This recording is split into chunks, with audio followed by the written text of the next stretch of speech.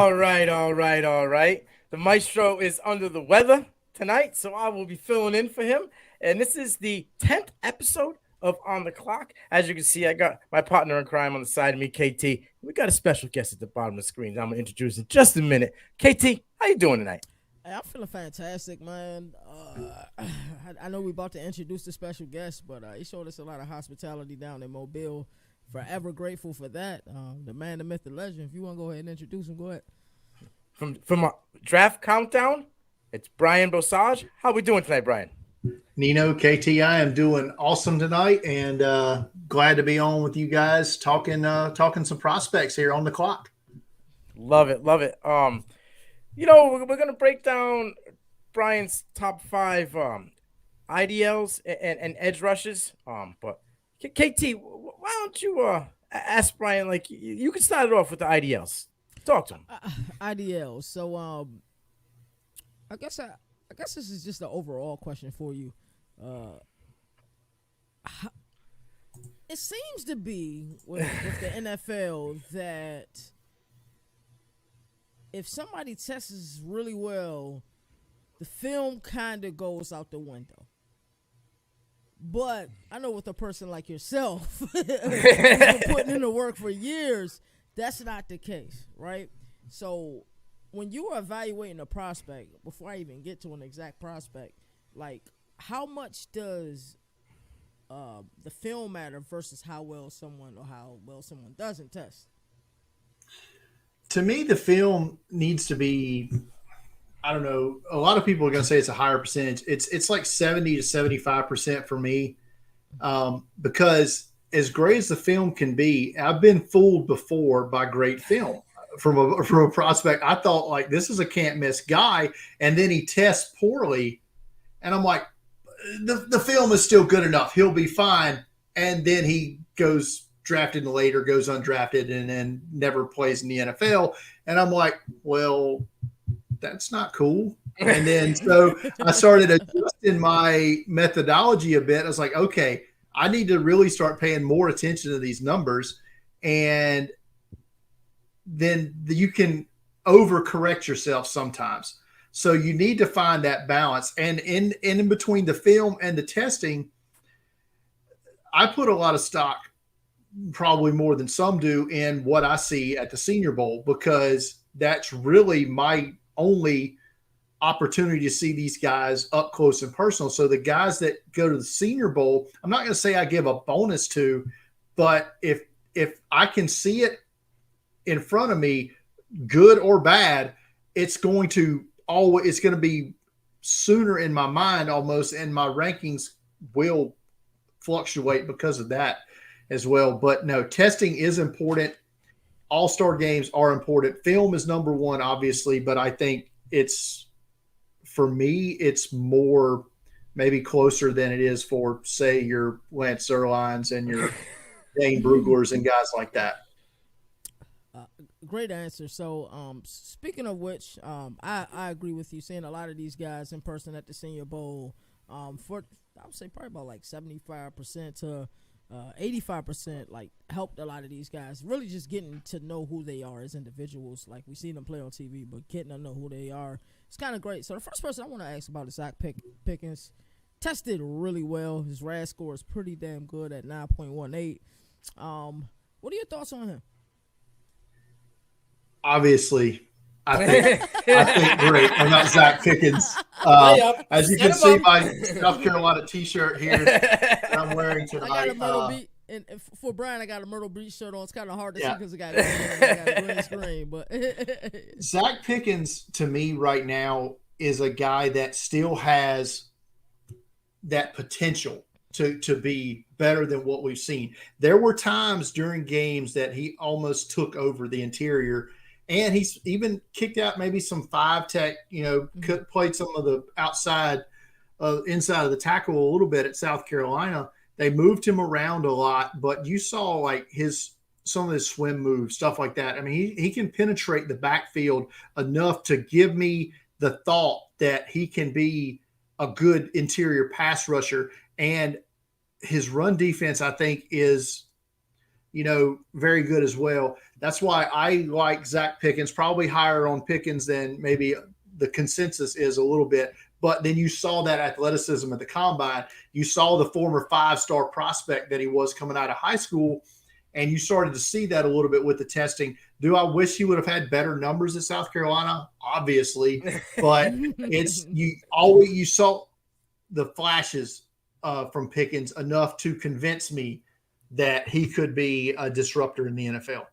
I got one more question about Pickens before we get to Nino. So, do you see him as a best fit as a 4-3 defensive tackle or as a 3-4 defensive end? Ooh, that's a good question. I think based off of his size, I think we're going to look more on that 4-3 defensive tackle side, maybe that 3 technique.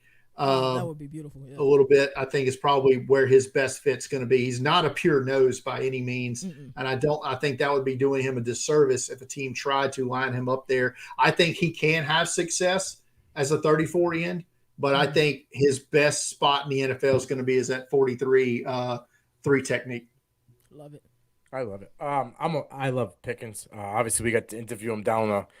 I'm going to mess it up. So I'm going to say at the Senior Bowl. I will not let Brian murder me live on the air, so I won't even mess it up. But I had a question in regards. So it's going to be a question to a question, right?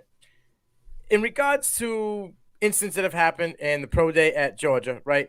Jalen Carter, IDL, he added 7 pounds, correct? And he didn't do any of the drills or any of the testing, which a lot of people are there for. But what I did see a lot on Twitter and a lot of these, guys that were there were speaking about how he holds his weight well as compared to guys, and it just happened to be Zach Pickens holding his weight. Do you think the way Pickens holds his weight will be any concern for him going into the NFL? Possibly. But you could ask that question about any of these big offensive linemen or defensive linemen, right? It's like you have to maintain that weight, and you have to believe that these guys, once they get into an NFL nutrition program, as long as you're not a complete undisciplined person, which you have to ask that questions about some of these guys. And I think at this point, that might be a question that teams are asking themselves about Jalen Carter at this point. Yes, you can almost maybe forgive yesterday, but dude's got a lot on his mind and ends up pleading pled guilty or whatever it was, no contest to the 2 misdemeanors, going to do community service, pay a fine, blah, blah, blah. And by terms of his plea, he cannot have any other charges added to him at a later date, which I think will alleviate some concerns for an NFL team. And I know that's something that me and Shane had talked about as a possibility could happen, but obviously that's not the case anymore. The concerning part to me was, and this could have been his agent or whoever, we saw it with Devin Witherspoon from Illinois. We saw it with Miles Murphy from Clemson. They said, you know what, we're not ready to work out yet. We're going to have our own pro day 1st of April. Correct. Jalen Carter had to know yesterday that he was not ready to work out. Don't do it. You didn't test. You're 10 pounds overweight. Don't go out there shirtless and run these drills and get gassed halfway through and not be able to finish. Just have your own pro day. I guarantee you all 32 teams would have showed up. Facts.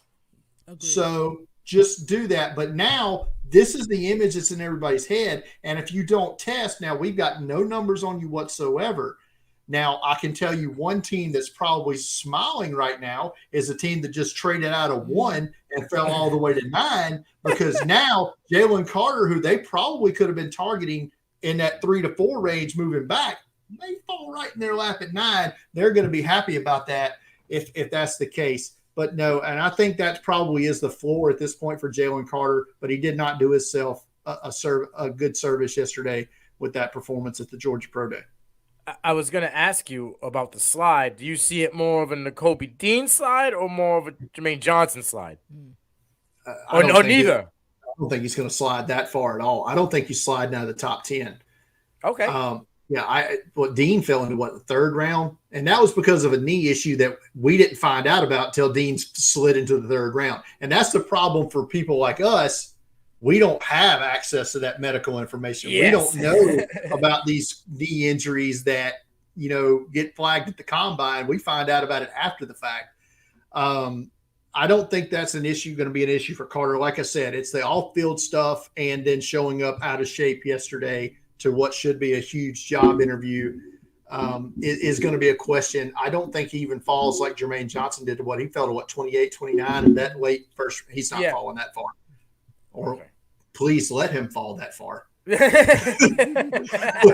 can tell you another team that would jump all over that and has a big need for that type of player on the interior defense, but no, that's not going to happen. So I think 9 might be his floor there. I think if he's on the board for Chicago at 9, they jump on that. All right. Coach has a question. I'm going to ask that question after we get into your top 5.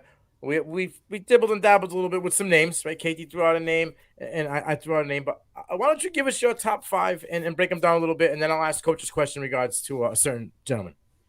All right, so we talked about Jalen Carter a little bit, and I think, we've seen the tape, and his takeover ability on that inside is out of this world. I mean, it's, we talked about Jordan Davis a lot last year. I think Jalen Carter's tape is better than Jordan Davis. I would have loved to have seen him test. I don't think he would have tested like that, but, his tape, much better. Brian Brzee, I think we're going to see him go late in the first round. His dealt with a lot of injuries this year, so the 2022 tape not there. 2021 tape's really good, and he tested really well at the combine. I think Brzee's probably going to be in that late first round area.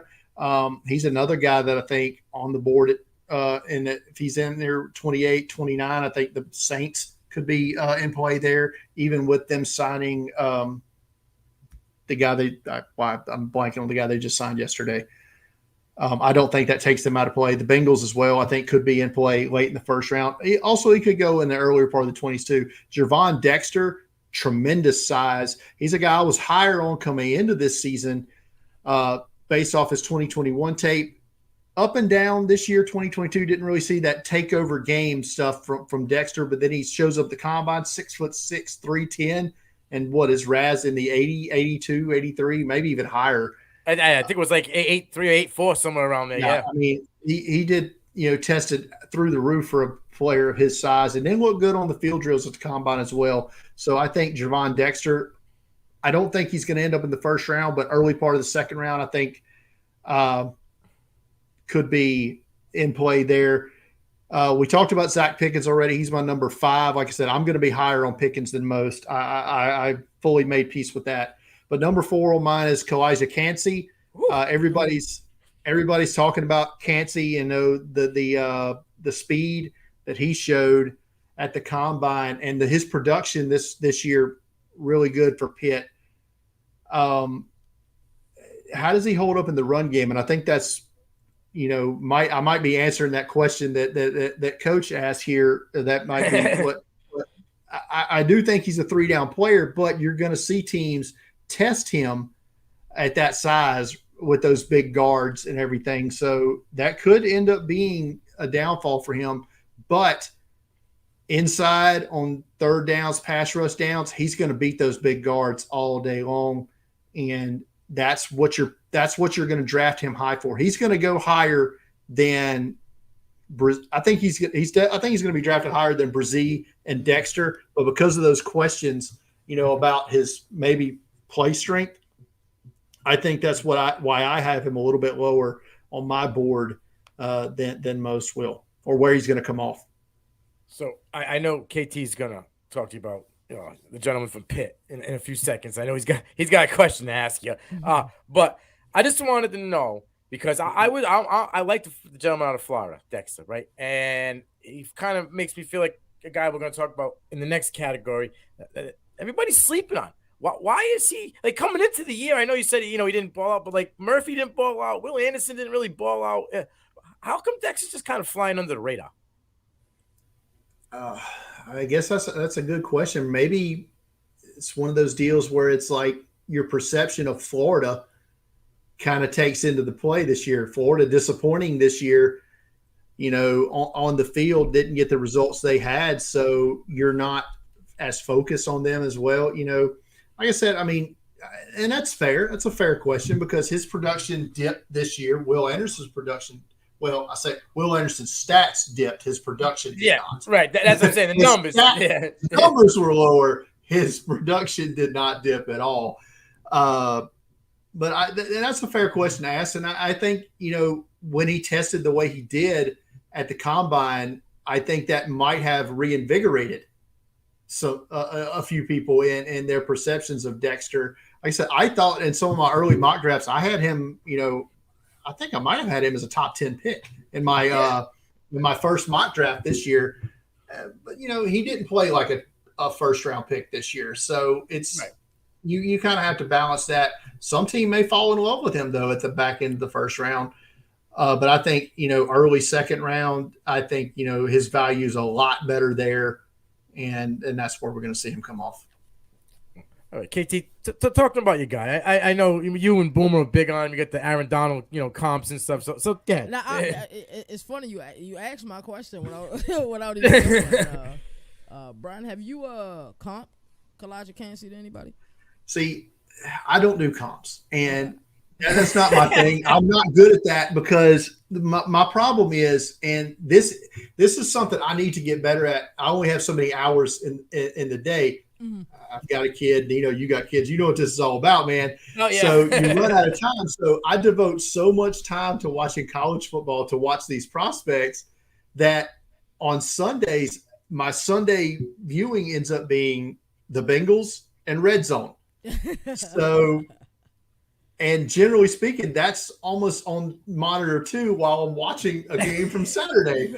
So it's hard for me to comp players, and I don't have years worth of notes. Now, Shane, on the other hand, that guy's an animal, and you'll see the next few weeks, you're going to start seeing his comp articles come out, and you'll see guys that got drafted in 2003 that he's comping guys to. That's how resourced out Shane is. He's a different animal. He's a different They don't build him like Shane, man. That's a fact. So, no, I mean, the obvious comp for Kancey is people are going to go to Aaron Donald. Right. But Donald was a little bit heavier, right? If I'm not mistaken. He was 3+, right? Coming out of Pitt. Yes. Yeah, so Kancey was what, 281, 27, or at the combine? So I think it was 282, 281. Yeah, something like so. He's about 20 pounds lighter than what Donald was, I think, coming out. So I think that's the major difference, I think, between those two. But they do win similarly, I think, and so it might be a fair comp. And obviously, the same college that tends to be the easiest way to comp people too, right? Is you see the same logo on the helmet. Yeah. I mean, and it's I say easy. I don't mean that as a negative, but it's because that's what you're seeing, immediately. The speed and the power is the thing. Me and KT say those are usually the quote unquote lazy man comp, right? Right. It's just same school. Like you get Tajay getting the comp to was it Forte because that's just a lazy comp, right? You know what I mean? Came from the same school, the whole rigmarole. But I understand what you're saying. I will say that though, that's not bad. No, I know. Forte had a good career. Because of the way they catch the football out of the backfield and everything, like their styles are not eerily dissimilar. Right. I know. It just seems like I know what you're saying, though. Yeah. Yeah. All right. Well, let's talk some edge rushes. You know what I mean? There's a couple questions we got to ask. I know KT's got a question, but I'm gonna start off with this one because it's kind of like a two-part question between me and Coach before we get into your guys, and you can break them down. Coach wants to know what you think of Will McDonald, which plays into my question. Is if you were an NFL team and you needed an edge rusher and you were sitting at the middle of the second round, at the back end of the second round, would you rather have Will McDonald on Iowa State or Keon White to Georgia Tech? Because both players' stock rose after the Senior Bowl. Yes. And Will McDonald's currently my number 6. Okay. It's just outside the top 5.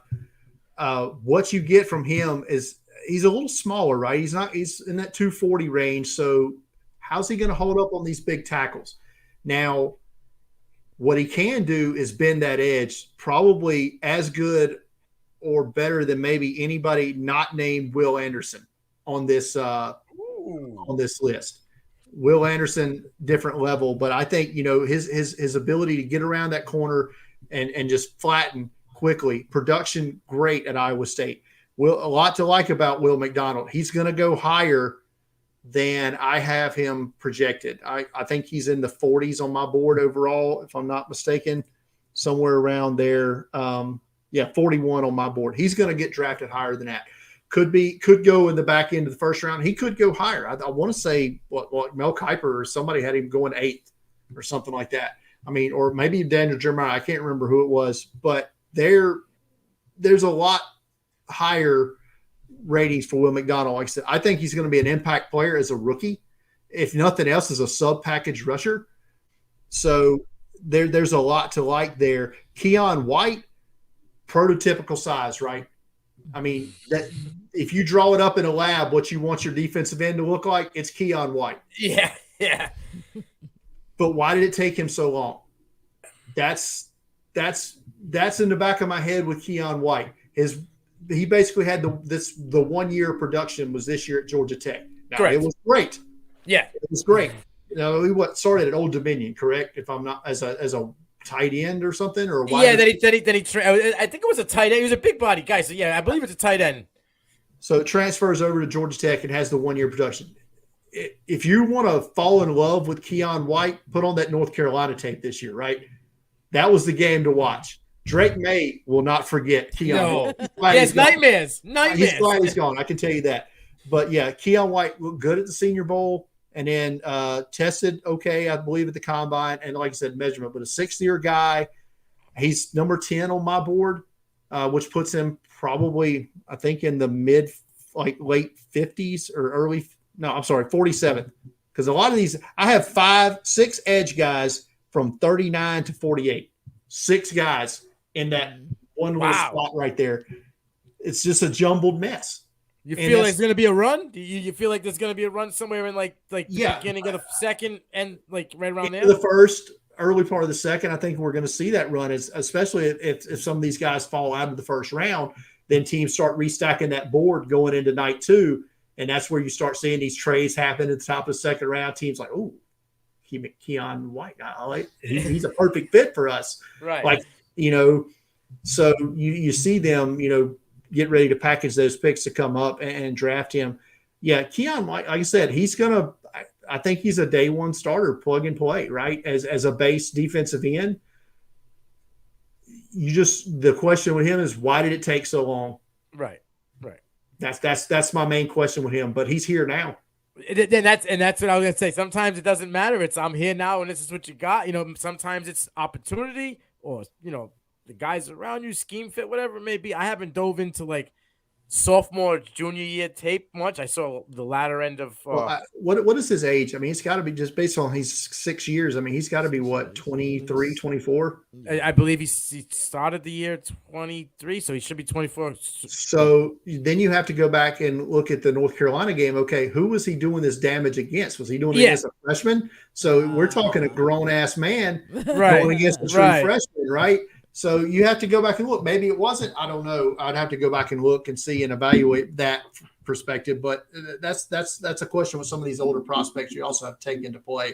Is they're obviously more mature than some of these younger guys coming right out of high school.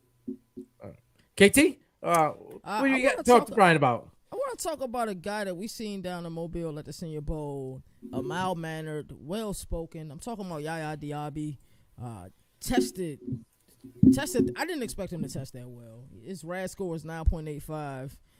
Definitely did himself a favor in that department. Where do you have him at on your list?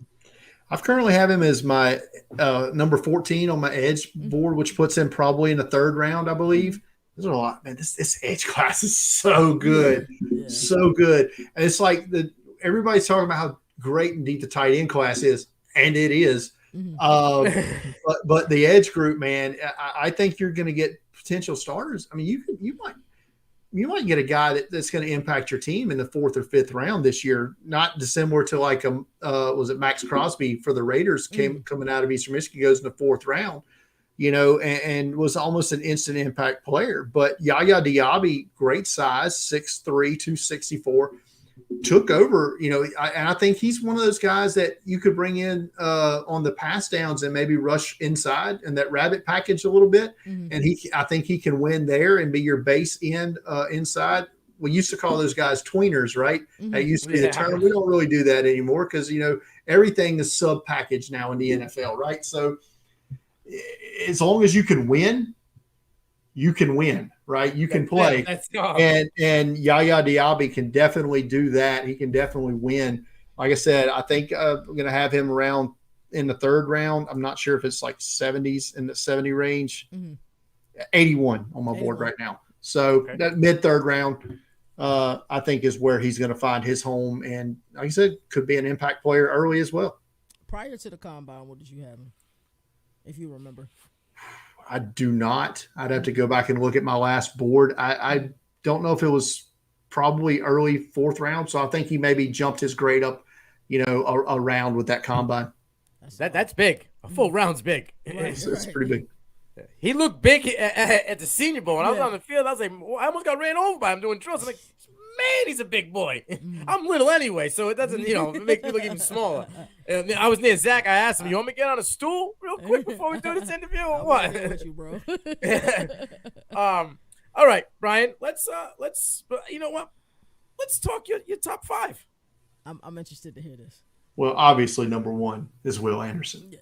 And I didn't think it would be as close as it was, but then you see a guy who is the size and the length and the production that Tyree Wilson had at Texas Tech, and he ends up with a top 10 grade for me. I think, number 6 overall. So Tyree Wilson's number 6 overall on my board and the number 2 edge rusher. But Will Anderson, man, I mean, that tape, 2021 tape, it was so good. And just crazy. Like, we're talking like in Alabama terms, Derek Thomas level, like production from Will Anderson last year. Now, he didn't have those same sack numbers this year, but that doesn't mean he wasn't as disruptive. And disruption is production, as a wiser man than myself once said. So that's what you get from Will Anderson. He's going to be a constant impact on every single play. Now, with that being said, there's a negative for everybody. You can nitpick anybody. Yeah. And Will Anderson tends to get penalized more than he should. That's something he has to clean up once he gets to the NFL. And the thing is, it's silly stuff too. It's lining up offsides. It's stuff like that. It's easy stuff to clean up. It doesn't affect how he plays. It's not like he has to, play dirty or whatever to get ahead. It's just simple cleanup stuff that, the right coach is going to drill it in his head. What coach that is and who that ends up being at this point, I don't know, because of the silliness that's going to happen in the quarterback position at the top of the draft. All right. You went there. You paused. Yes. You paused, so I have to open. Ryan, you can't. You know who you're talking to. I'm not going to let you walk away from it. You pause. I walked myself into that, didn't I? So I'm going to throw you the heater. Talk to me. Who's the first QB off the board, and why? C.J. Stroud. Now you believe that. I believe that. But does Carolina believe that? I know we're not supposed to believe what the coaches say at the combine. We've been taught and that's drilled. Smoke, Brian. That's all smoke. But if you heard Frank Reich describe what he wanted in a quarterback, it's almost like he took a C.J. Stroud scouting report and read it verbatim. Right. Mm. With that being said, could they do something crazy and draft Anthony Richardson number 1 overall? I'm not putting it past anybody. But let's say that I'm going to say that y'all are college ball fanatics like I am. Yeah. Right? Yep. You agree? Agreed. We researched this on our podcast last night. Nino, I don't know if you caught the I caught it. Go ahead. Throw the Vandy stat out there. Go ahead. No quarterback in the history of the NFL draft drafted in the first round has ever lost to Vanderbilt as a starting quarterback. My guy lost to Vanderbilt. Will Levis lost to Vanderbilt, and Anthony Richardson lost to Vanderbilt this season, both of them. It is a first for everything. At this point, I want to know if any quarterback ever had any NFL success after losing to Vanderbilt on the field as a quarterback. Wow. We're gonna have to dig that up. Wow. People, Anthony, we've gotten way off the reservation here, by the way. I wanted to get off the reservation. I knew what we were getting into. But Anthony Richardson gets comped to Cam Newton so often it's almost just out of hand at this point. One player on that Auburn roster that Cam Newton won the national championship with at Auburn, one player on offense played a game in the NFL other than Cam Newton. And that was a wide receiver whose name I can't remember, played one game. How many other players that played on offense this year at Florida are going to play in the NFL? At least one, Osiris Torrance. Mm-hmm. But there's others that are going to make that. They got probably going to make it. His pro day was actually better than I think most people thought. So what I'm saying is you shouldn't lose to Vanderbilt as a starting quarterback at Florida and be successful in the NFL. It just shouldn't happen. Or Kentucky. Kentucky's, yeah, like I said, Will Levis is number 75. I know we already know how you feel about my guy. Anthony Richardson's number 99. These guys should be nowhere near the first round. They're going to go in the top 5 probably at this point, and it's insane to me. Yeah. And so what you're going to allow is you're going to allow Seattle sitting at 5, doesn't have to move, flexing, is going to get the best player in this draft in Will Anderson, and he's going to haunt everybody going forward. And they knew Seattle it. Defense. That's why they gave Gino the deal. They don't have to move. They said, all right, these guys are going to mess around. I'll sign Gino for 2 more years, and we'll get someone later, like Hendon Hooker in the 3rd.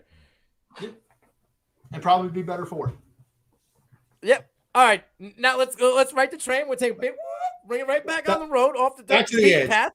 Talk to me. All right. So Tyree Wilson, I think it's going to be he's a prototype. We talked about Keon White prototype. Tyree Wilson is a prototype as well. Myles Murphy. I'm still riding that 2021 train with Myles Murphy, and that's why I still have him as high. But now, Brian, I know what I said. You said that Will's production didn't fall off, right? His numbers did. Murphy's production fell off this year. You are correct, and I agree. So, like I said, maybe this is more that projection than it is. You know what you had in 2021. And you're projecting that he can get back to that level. That doesn't always happen. Sometimes it does, sometimes it doesn't. And by the time we end up getting this all said and done, Murphy may end up further down my board. When my final board comes out, he may be a little further down. Nolan Smith, currently number 4. He's another one. 2022 production not there because of the injury. Right. 2021, he may have been the best pass rusher on that Georgia team last year. And that says a lot considering the guys they put in the NFL from that team or will put in the NFL. And then 4.38, 40 or whatever. It's just stupid. Well, that's what I was going to say. We talked about how, film to the combine. Well, what you saw on film this year for Nolan Smith, you would have kind of been like, because he didn't play much. But then the combine, you're like. But if you put the 2021 film to the combine. Right. You're like, okay, it matches. You're there. It matches. Yeah. And number 5 for me is the player I didn't even know about before the Senior Bowl. Not going to lie. Had not watched a single game. I've gone back and watched tape of him since, but dominated the Senior Bowl. 6'1", 282 run. To me, his 40 at 4.49 at 282 was more impressive than Nolan Smith's 4.39 at 240 or whatever. Mm-hmm. Out of Tommy Adebawore from Northwestern is my number 5 edge guy. A lot of people have him as an interior guy. I think he's an edge, and his pass rush win rate, I think PFF had him the highest of all the prospects in this draft class, pass rush win rate. So Adebawore, I think, is going to end up at the bottom end of the first round. At worst, I think he's going to be top of the second round. But I think a team's going to fall in love with that tape and with those traits and that athleticism. That's speed. That's speed. He was nipping at the heels of our boy Evan Hull, the running back out of Northwestern in the 40. And he is so much and a 60 pound slider. Crazy. Right. 60 pounds. Yeah, it's just insane. All right. KT, you got anything you want to ask about this before I ask my question? Yeah, I had a question. Lucas Van Ness, I noticed he wasn't in your top 5. What do you have him at? That's a good question. Van Ness is currently overall on my board 43, just behind Will McDonald at 41, sandwiching Felix Anudike Uzama. Like I said, this edge group is so bunched together for me, and there's not a whole lot separating because they're all good athletes too. So it's like normally you would use the combine to break these clusters up. Yeah. Mm-hmm. And you can't. The thing with Van Ness is, and I don't know that necessarily they got tighter. I don't necessarily know that it's his fault that he never started a game at Iowa as much as it's the old man River that runs their team. So I'm sorry, the best players should be playing. And Van Ness obviously was the best pass rusher on that Iowa team, but yet you don't start him. It's just stupid to me. Yeah. But Van Ness, like I said, the production up this year, but only really 1 year of it, I guess. So, but his athleticism testing was ridiculous. Yeah. So that's where I'm at with Van Ness. He's currently my edge 8, right behind Will McDonald and FAU. They're just ahead of BJ Ojulari and Keon White. And we haven't even talked about like Isaiah Foskey, who double-digit sack seasons 2 years in a row at Notre Dame. And yeah, but we seen. You want to talk up close and personal, Brian? You were there, and you and I both know. Which is why he's 11 on my. Yes, and that is why. Yeah, a first round pick get pancaked and thrown around by gentlemen that were smaller than him. Day one, he cleaned it up. He cleaned it Day up. Day 3, it took him 2 days though. Like he looked like he thought he was going to dominate, and yeah, he got better as the week went on. But yeah, I'm with you. All right. That's why he's further down than. His production should indicate. Now you got some night deep sleepers, but I want to talk. I had asked you about a guy that they were sleeping on in the other package. I'm going to ask you about a guy that I think people are sleeping on in this package. And my question to you is, why does Bowling Green defensive lineman Carl Brooks continue to fly under the radar? He's quick off the line. He's got good hands. He's elite at using angles, and he closes well. I do understand that linemen can get up underneath his pads and kind of throw him around a little bit sometimes. But what are your thoughts here on Brooks? I think my main issue with Brooks is not his play, because that's obviously very good.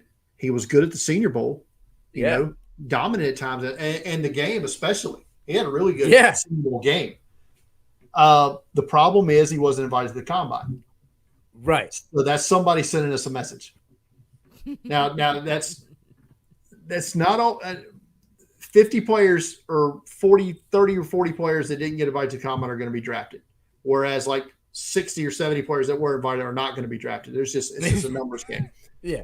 But I think Brooks is going to be one of those non-invitees that's going to get drafted. But how many of those guys ever get drafted in the first 2 days that weren't invited to the combine? It doesn't happen.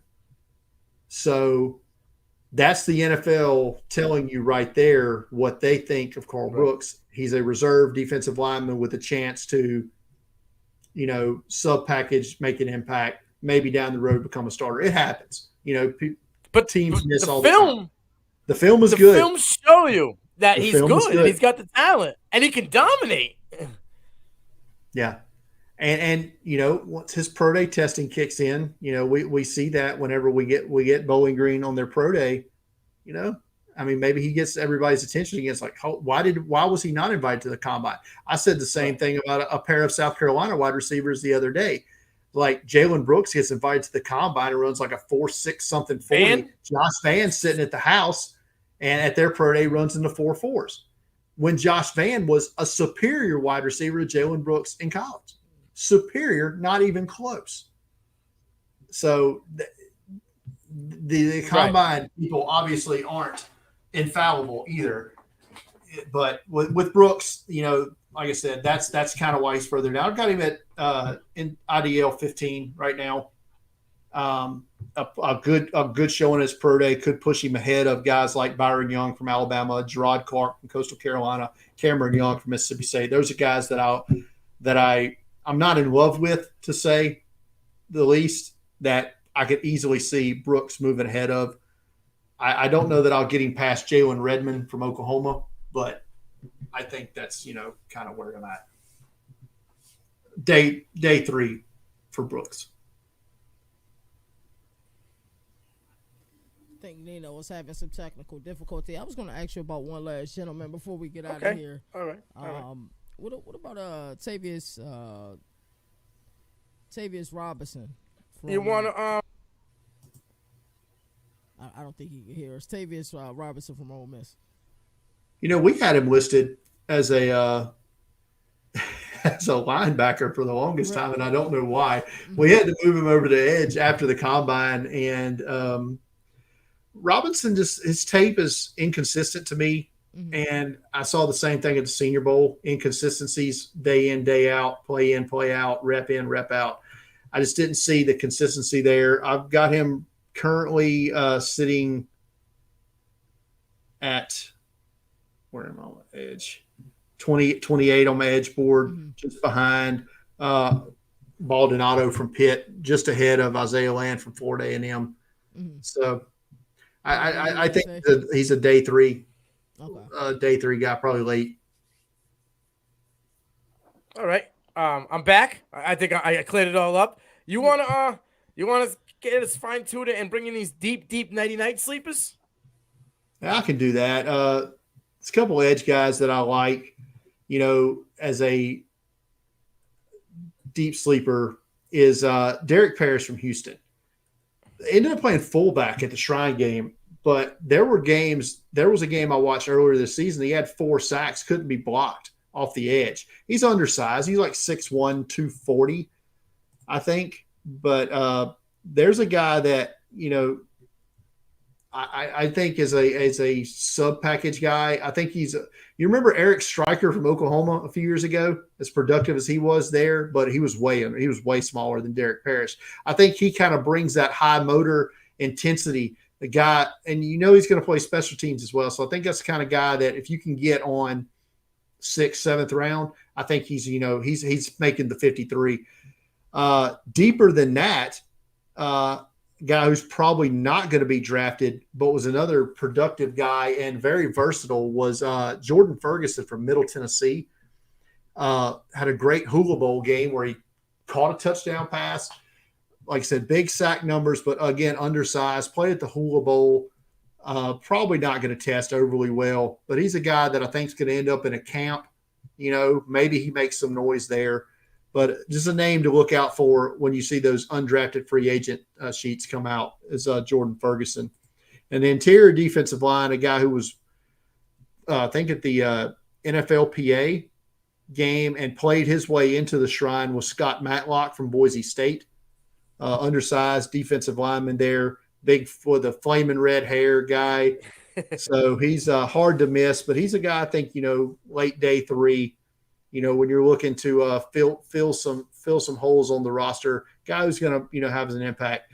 Deep for that, another guy, Devonshia Maxwell from Chattanooga. Watched one game of Chattanooga this year because it was the, all I could really find. He just occupies blockers there and, has some pass rush ability. He's another guy that, you see these UDFAs and he's going to be, one of those guys that when we're watching preseason games come August, like who is the defensive lineman wearing 67 that's, in the backfield 3 or 4 plays, a game, and like, oh, that's Maxwell. Hey, maybe he makes the roster, maybe he doesn't, maybe he's on the practice squad, but he's a guy I found myself liking when I watched Chattanooga earlier this year. I like the deep sleepers. Brian goes, Brian gets in his bag. This is his moment. He loves this stuff. So, when it comes to this point, you're going to get guys, Brian, that you probably have never heard of. There's a very good chance you might even see them on Sunday, starting week 1. So you never know. I got one last question before I let KT close you out with a question. Brian, I know you're a busy guy. We already took up 3/4 of an hour of your time. We had spoke in our Gilded chat about some guys getting drafted defensively. And somebody had drafted Siki Aka from Baylor to Indy, in a mock draft. And we were all like, ooh, I don't know if that works because he's a nose tackle. And, a lot of defenses now, you kind of putting yourself into like one sole position. Will you be able to work at the DT, or you're only going to be a nose tackle? Do you think that him being just a nose tackle in college hurts his draft stock? Yes and no. I thought the same thing about Dexter Lawrence coming out of Clemson. I wasn't very high on him because I thought he was a pure nose, and he's had a fair amount of success in the league with the Giants. So it kind of made me rethink how I thought that.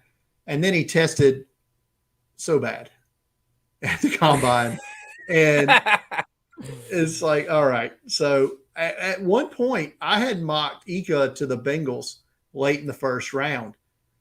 That's no longer the case. I think he's a early day three guy now. Yeah. But as a 2-down run plugger, I think he makes an impact as a rookie. To a similar extent, I feel the same way about Gerard Clark from Coastal Carolina. They're similar builds, Ika and him. So I think they both end up in that 4th, 5th round area. And those guys they're going to make teams, because of that special set of skills that they have. They can kill a run game up the middle. So that's kind of where I'm at him. I'm not near as high on him as I was, say, 2 months ago. But I think he, if you were to draft him in the 4th round, I think he's an impact player, has some impact as a rookie. Who real quick, who do you think will have had more success year one? Jordan Davis is the run stopper, or Siki Ika, or Iki, whatever his last name is? Jordan Davis? Yeah, that's so he would be so for the Eagles in his, I guess he's a starter now because he wasn't a starter last year. I don't know, based off the tape, from what Jordan Davis had, I would say he's probably going to make more of an impact on Philadelphia's defense than wherever Ika gets drafted. If he meant Jalen Carter, it's definitely Jalen Carter. So I don't know where, if I answered that correctly or not, but if it's Jordan Davis, either or, whichever Georgia defender he was talking about, I'm going to go with them over Ika as a rookie, just because I think they're going to play all 3 downs. All right, I got one rapid fire question for you, then we can get out of here. Deepest position group in NFL draft, and then the position group with the least amount of depth in NFL draft, in your opinion? Deepest, I think, is corner. Oh, agreed. I think we're going to get starters in the 5th round. I mean, I'm serious. I mean, I'm looking at my board right now, and I think there's going to be guys like Miles Brooks from Louisiana Tech that's going to go in the 5th round and end up making an impact. I think the position with the least amount of depth is quarterback's the easy answer, because I think there are 3 guys that should be NFL starters in this whole group. Notice I said 3. 3, right. Hendon Hooker's the 3rd, by the way.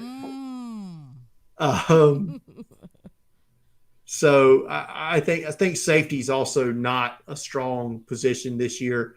I think there's really going to be only one player that even sniffs the 1st round out of that group, and that's Brian Branch. And I think that's more because of his versatility as a nickel and as a safety. I think you're going to maybe see 3 or 4 go on day 2, and beyond that, it's a hellscape of guys that are probably just going to be mostly special teams guys and reserves. Not sure if Nino's starting coming back in here. I doubt it. So we're going to go ahead and send the show off. Brian, truly thank you for coming on the show today, talking about interior defensive lineman and edge. And, of course, we had to ask that so lovely question about who are the Carolina Panthers taking at number 1. Thank you for that. Make sure you guys follow Brian on Twitter at Deep Fried Draft. him and Shane do a beautiful job. Like I say, before when we're about to get into the off season, when we're gearing up for the NFL draft, I'm checking their site almost weekly. So make sure you guys check all of that out. And that's it on the clock. Go ahead, Nino, run the outro.